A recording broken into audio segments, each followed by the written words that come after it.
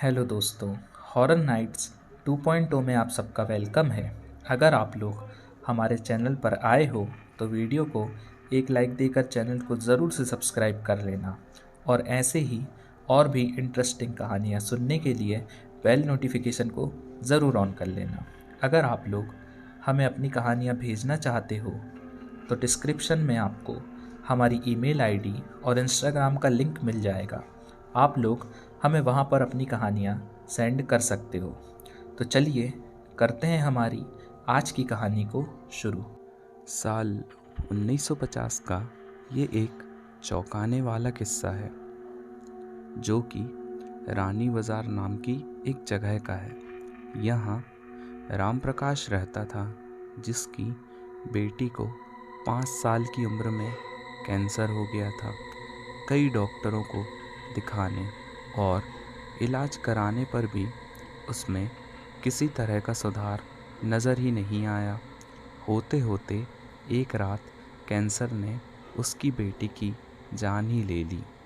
उस बच्ची की जान रात को करीब 1 बजे गई थी। उसी रात को पास के ही एक गांव की महिला मोहिनी को एक ट्रक ने टक्कर मार दी थी।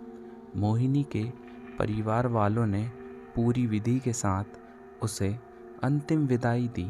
अब बच्ची के परिवार वाले भी उसे दफनाने के लिए जंगल की तरफ निकल पड़े। जंगल जाते समय अचानक से उस लड़की के शरीर में हलचल हुई। सभी हैरान हो गए कि मरी हुई लड़की का शरीर कैसे हिल रहा है। थोड़ी ही देर में लड़की जिंदा हो गई और उसके परिवार वाले खुशी खुशी उसे अपने साथ घर ले आए।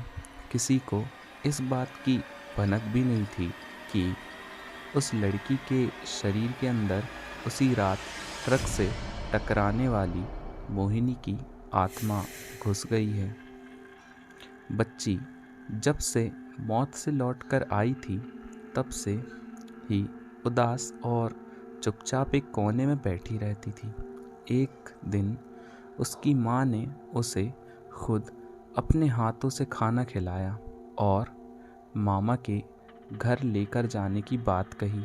खाना खिलाकर उसे अच्छे से तैयार करके वो उसे अपने मायके ले गई। रास्ते में वो बच्ची जैसे ही उस ट्रक के हादसे वाली जगह पहुंची तो उसने अपनी माँ को कहा कि मेरा गांव इस तरफ है।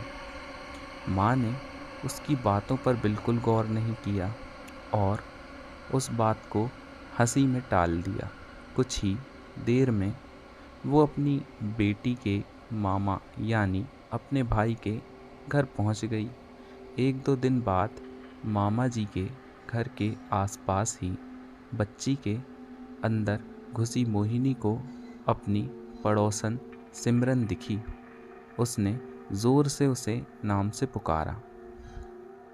सिमरन ने पलटकर देखा तो एक छोटी बच्ची थी। उसे बड़ी हैरानी हुई कि इस लड़की को मेरा नाम कैसे पता है। तभी मोहिनी ने अपने साथ बीती सारी बातें उसे बता दी। उसने कहा कि मेरे परिवार वालों ने मेरी मौत से ही पहले मुझे जला दिया था, इसलिए मेरी आत्मा भटक रही है।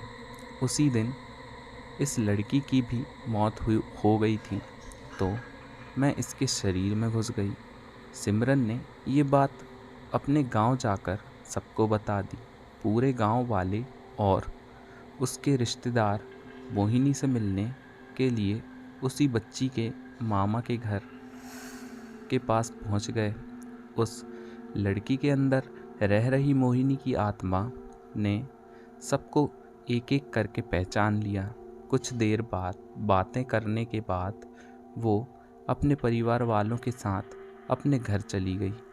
अब उस लड़की की माँ बच्ची को घर में ना देखकर परेशान थी। जब उसे पता चला कि वो कुछ लोगों के साथ दूसरे गांव गई है तो वो उसे बुलाने के लिए चली गई। अपने परिवार के साथ खुश मोहिनी ने वापस आने से मना कर दिया।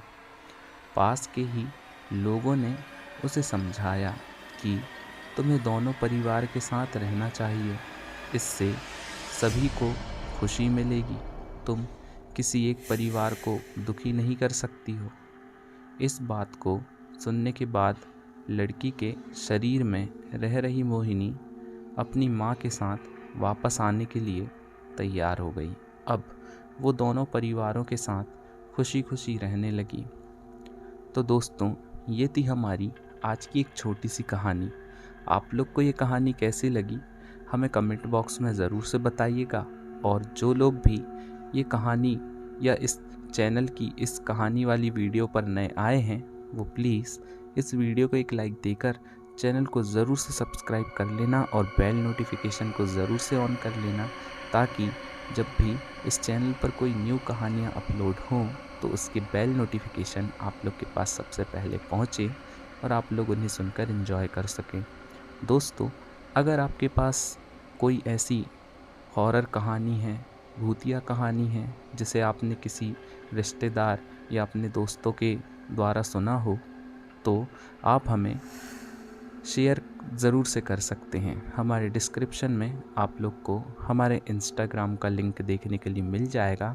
आप लोग हमें वहाँ पर अपनी कहानियाँ शेयर कर सकते हैं, जिसकी वीडियो हमारे चैनल पर ज़रूर से डाली जाएगी। So thank you for listening guys and thank you for watching guys. मिलते हैं ऐसे ही अमेजिंग नेक्स्ट कहानियों की वीडियो में। तब तक के लिए बाय बाय।